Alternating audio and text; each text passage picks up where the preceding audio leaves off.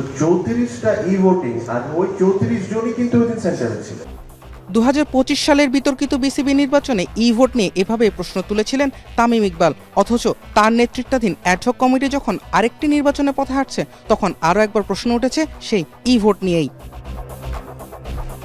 যেসব অভিযোগের ভিত্তিতে বুলবুলের ভোট ভেঙে দিয়ে অ্যাডহক কমিটিকে দায়িত্ব দেওয়া হয়, তার মধ্যে অন্যতম ছিল ই ভোটিং বিতর্ক। অথচ এবারও ঢাকার ক্লাব ক্যাটাগরির 76 কাউন্সিলরের মধ্যে 39 জনে আবেদন করেছেন অনলাইনে ভোট দেওয়ার। ক্যাটাগরি 1 থেকে এসেছে আরও 3টি আবেদন।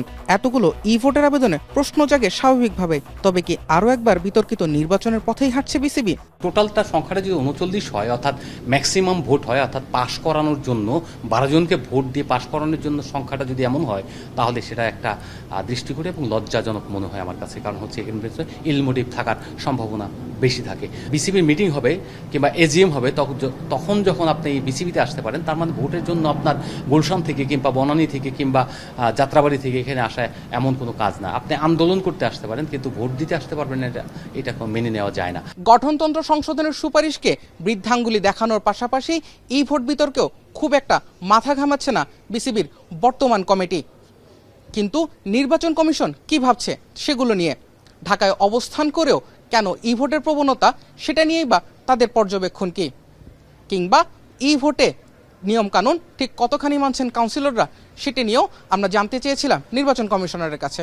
ই ব্যালট যাচ্ছে, সেখানে কয়েকটি বিষয় সুস্পষ্ট করে দিয়েছি। তার মধ্যে প্রথমটি হচ্ছে অবশ্যই এই ব্যালটের গোপনীয়তা রক্ষা করতে হবে। অন্য কোনো ব্যক্তিকে সঙ্গে নিয়ে বা অন্যের উপস্থিতিতে ই ভোট প্রদান করা যাবে না। সম্পূর্ণ ব্যক্তিগত এবং গোপনীয় প্রক্রিয়া হিসেবে এটি নিশ্চিত করতে হবে। এবং এই ই ভোট দেওয়ার ক্ষেত্রে কোনো প্রার্থী, কোনো সমর্থক বা অন্য কোনো ব্যক্তি তাকে প্রভাবিত করতে পারবেন না। যারা আবেদন করেছেন তারা নিশ্চয়ই সশরীরে আসতে পারবেন না বলেই আবেদনটা করেছেন। সুতরাং এইটুকু একজন কাউন্সিলর যখন ভোট দেবেন, তাকে তো এইটুকু দায়িত্বশীলতার পরিচয় দিতে হবে।